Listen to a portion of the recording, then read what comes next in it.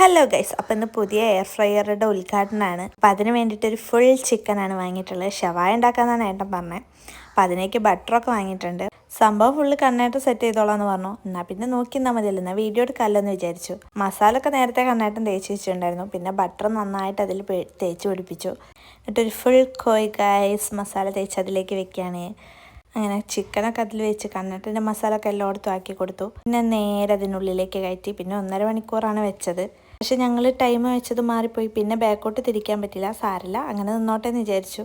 അങ്ങനെ 1 മണിക്കൂറിന് ശേഷം ഞങ്ങൾ വന്ന് ഗൈസ്. സംഭവം നല്ല സെറ്റായിട്ടുണ്ട്. പിന്നെ നന്നായിട്ട് അതിൻ്റെ മേളിലൊക്കെ ബട്ടറൊക്കെ നന്നായിട്ട് തേച്ച് കൊടുത്തു.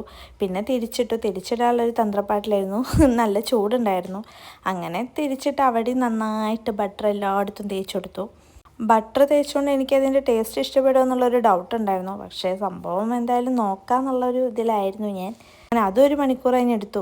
സംഭവം എന്തായാലും സെറ്റായിട്ട് കാണാൻ നല്ല ഭംഗിയുണ്ട്. ഇനി കഴിച്ച് നോക്കിയാൽ മതി. അപ്പോൾ ഏട്ടൻ പറഞ്ഞ് കഴിക്കാനായിട്ടില്ല, ഇനി മസാല റെഡിയാക്കാണ്ടെന്ന് പറഞ്ഞു. അങ്ങനെ ഒരു പാനിൽ വെളിച്ചെണ്ണ ഒക്കെ ഒഴിച്ച് നേരത്തെ ആക്കി വെച്ചിരുന്ന മസാലയായിരുന്നു ചിക്കനിലേക്ക്. ആ മസാലയിൽ കുറച്ച് ബട്ടറൊക്കെ ഇട്ട് അത് നന്നായിട്ട് മിക്സ് ചെയ്തു.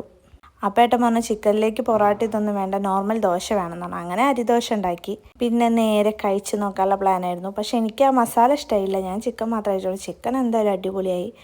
അപ്പോൾ ഇത്രയേ ഉള്ളൂ ഗൈസ്. ബൈ.